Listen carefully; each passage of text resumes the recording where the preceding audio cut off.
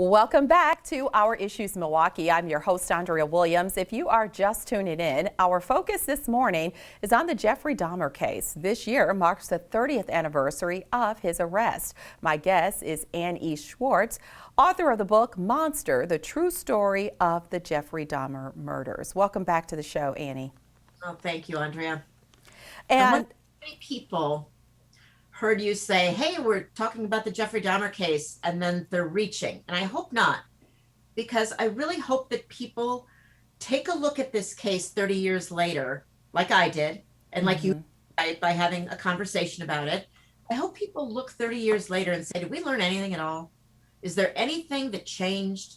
What does Milwaukee know now that we didn't know then? right. All kinds of questions. I hope people stick around to hear that, because I know when we say Jeffrey Dahmer in this town, people don't always want to finish that conversation. That's very true, but you're right. I'd like to talk about the forensics of this case. Back in 1991, the forensic pathologist, he stated that this was a very unique situation because never before did they have a suspect that was actually assisting law enforcement in the investigation. So once Jeffrey Dahmer was arrested, he kind of spilled the beans and really didn't hold anything back. So my question for you, what has changed in forensics from back then to now?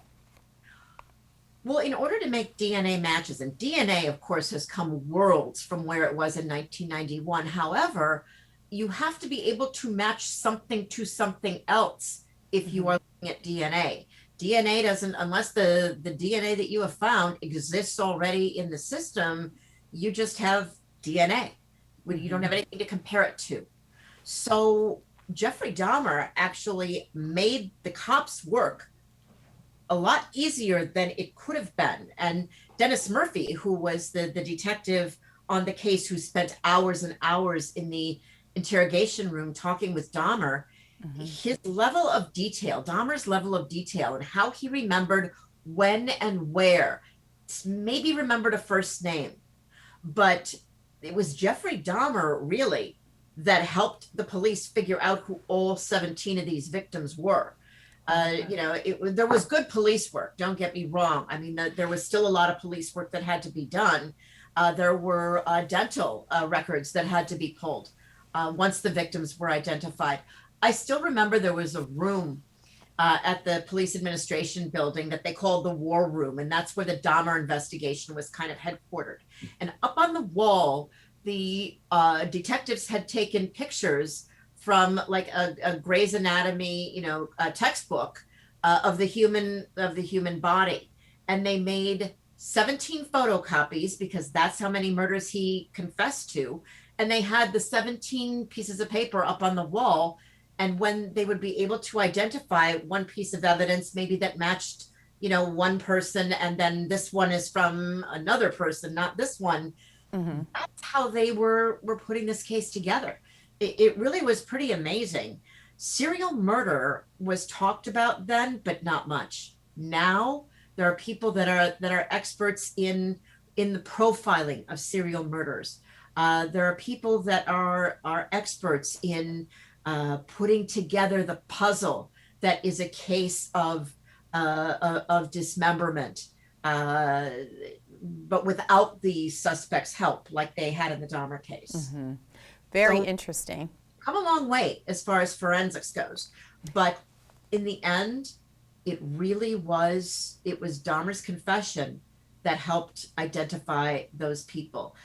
Also, though, I went back and talked to Dr. Jeffrey Jensen. He was the medical examiner at the time.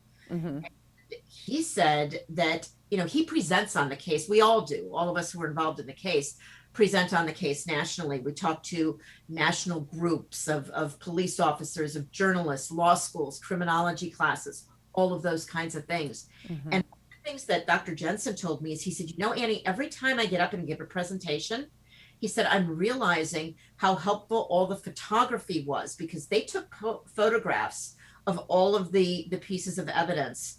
And he said, every time I study the same photo that I've seen before, he said, sometimes I'll see something that I didn't see before. And that was also fascinating to me. But there were a lot of old school tried and true police tactics, investigative tactics, forensic pathology that is still used today. That helped us solve that, identify those victims so many years ago. It's also very interesting. Now, during an interview, Jeffrey Dahmer said that race and sexual preference had little to do with who he chose as victims, even though 10 of his victims were black gay men. So I'm interested in kind of rewinding the tape back to 1991 and looking at race relations and how the community and some of the victims' families felt about these being black victims and gay men, and how maybe there was a touch of insensitivity because of that. Going back 30 years is hard, because going back and reading what I wrote 30 years ago actually caused a little dispute between my editor and me. Wow. Because she would say a lot of the ways that you talked about the gay community, a lot of the ways you spoke about the black community, those don't stand the test of time. And I was at first insulted. I was like, what are you saying? But it's true. Milwaukee is a, nice German, Polish heritage, Midwestern, kind of a city that was known for manufacturing and specifically for breweries, going back historically. So there really was a disbelief on the part of people to kind of believe it happened, but there was also I'm trying to think of the right word, and I don't want to use a really pejorative term, but I believe that there were the way that people felt about the gay community, about the black community, has certainly changed over 30 years. I still look back at the Dahmer case. I still look back at the fact that so many gay men had disappeared. Did anyone know? And if anyone did know, and they said something to the police, did police say, we'll get right on that? Probably not. It kind of reminds me of that same disregard when the two African-American young women noticed one of the first victims, the 14-year-old, running up the street naked, and he was a 14-year-old child. And the police kind of blew those girls off, who almost were convinced that this is not who Jeffrey Dahmer says he is. They kind of shooed them off and pretty much gave that child back to Jeffrey Dahmer and blew it off as, oh, it's just a gay quarrel and he's drunk. But in reality, had they done a little more investigation, there could be a lot of people who would still be here today. I've got to disagree with you on that one, Andrea, because it was these officers did as much as they could with what was in front of them. And I have researched this, especially this particular point. I take no pleasure in being the reporter that found this out and put the story out there to the world about these two officers. But I can tell you that they showed up that night after getting a call. I saw the photos of Conorak's synthesis phone from that night. He looked like a 14-year-old boy. He looked like an adult. And you also have to remember that he wasn't verbal. It seemed as though he was intoxicated. We know now that he wasn't. We know there was something awful afoot. But these two officers, and I'm please know that I'm not being an apologist for the police. I'm really looking at what those two officers had in front of them. There was no one on the scene, including the EMTs who were there, who said that Conorak was bleeding in any way. He was naked. He was running in the street, but he seemed to be drunk, and he was refusing any kind of medical help. So he wasn't reaching out to these cops like, please don't give me back to this man. Dahmer was a manipulator. Andrea, he was a master manipulator. Yeah, that's obvious. He manipulated his victims. He manipulated those cops. And they know it. They admit it to this day. They wish they would have had a magic 8-ball hanging from their belt, but they didn't. So they went up to the apartment with Dahmer and Konarak. They saw Konarak's clothes lying neatly folded on the corner of the couch. They saw photographs, because Dahmer took Polaroids of his victims. They saw photographs of Konarak in his underwear in various, sexual kinds of or suggestive positions, and nothing looked amiss. So let me ask you this. I don't mean to cut you off. Why were those two officers fired? They were all fired by Police Chief Philip Areola, and I think that he fired them because the community pressure was pretty ugly at the time. One of the things that makes this an interesting case to talk about 30 years later, especially more than a year after the George Floyd case, is the fact that those two officers were given their jobs back when they appealed it to the court. And one of the reasons given was that those officers had qualified immunity.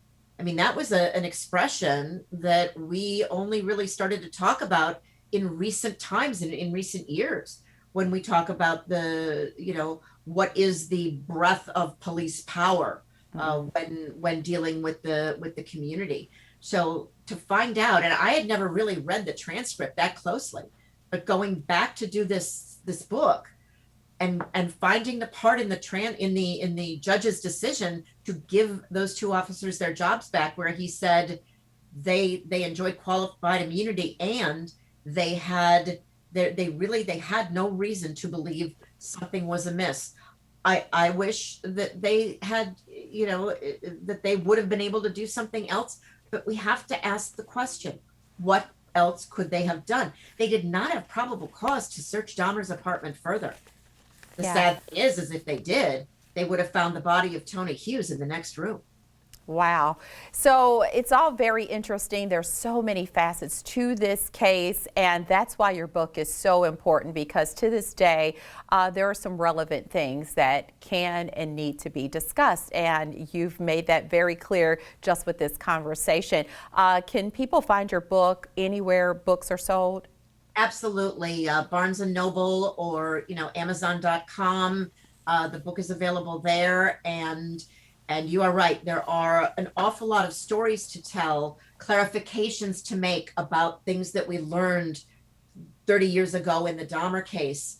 And now we have a chance to look back, but we have to remember, we can look back, through the prism that we have now, but nobody who was involved in that case back then was able to have that similar privilege back then.